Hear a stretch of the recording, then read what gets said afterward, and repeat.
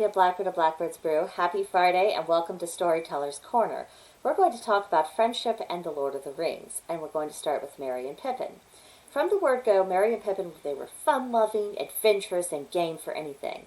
It's what makes them so lovable and what allows us to become instantly attached to them and invested in what happens.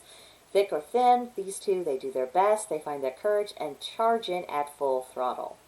Now granted, of the two, Merry definitely has the edge when it comes to intellect, but he doesn't mock Pippin, and he doesn't expect him of more than what he's capable of. Merry sees Pippin's finer points, and from time to time Pippin was actually very shrewd. He saw solutions where no one else did, notably when it came to gaining the support of the Ents. Merry knew that if he showed Treebird the damage that Saruman had done to the forest, and he knew the Ents would take action once that was seen. Their journey from living a wonderful life that's very simple and uncomplicated in the Shire to going off on this great adventure and finding their courage and fighting battles to protect Middle-earth and the Shire is just beautiful and adorable. I love them. Then we have the three musketeers, also known as Aragorn, Legolas, and Gimli. This is an interesting, if somewhat unlikely, trio. We have a man, an elf, and a dwarf. While in historical times gone by, they were allies, certainly men and elves were, but at the time of Lord of the Rings, those alliances had waned, and there was open hostility between elves and dwarves, and some of this was due to cultural conflicts. Aragorn was the thread that held them all together, not only because he was the rightful heir of the throne of Gondor, but due to his temperament, his leadership, and his commitment towards both Legolas and Gimli. Now, over time, Legolas and Gimli turned into a bit of an odd couple. Fighting side by side changed their perspectives on each other for the better, and by the time we get to the Two Towers, Legolas is quite protective of Gimli, and they actively competed with each other to see who was going to kill the most enemy orcs during the battle.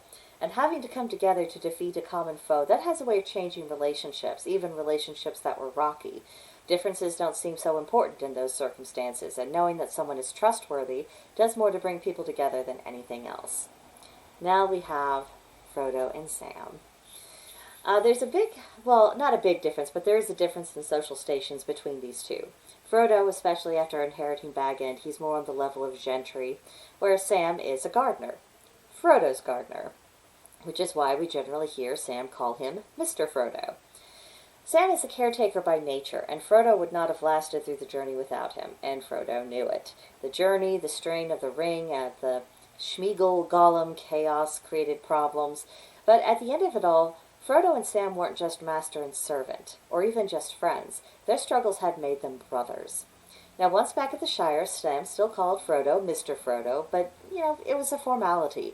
The bond between them was solid, and when Frodo left the Shire and went to sail west with the elves, he left Sam Bag End and hoped only for Sam to live a happy life to the full, and to enjoy being able to be with his wife, be with his children, without the existential threats they faced during the war.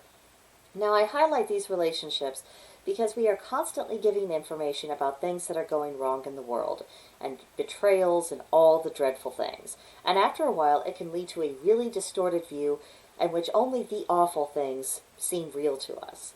The strength of storytelling is that it can remind us of truths that we have forgotten or have yet to experience. Genuine friendship is real, and if we surround ourselves with the right people, we can experience that for ourselves, and that bond can make difficult times easier to endure. And if for no other reason, revisiting The Lord of the Rings is an absolute cinematic delight. So, whatever your reason for revisiting it, highly recommend. I think that is it for now. If you have any thoughts about, friendships and Lord of the Rings and any kind of analysis, let me know in the comments. Or come see us on Discord at Blackbird's Brew. There's a link to join in the description box below. But that's all I have for you today. I'll see you in the next one. Bye!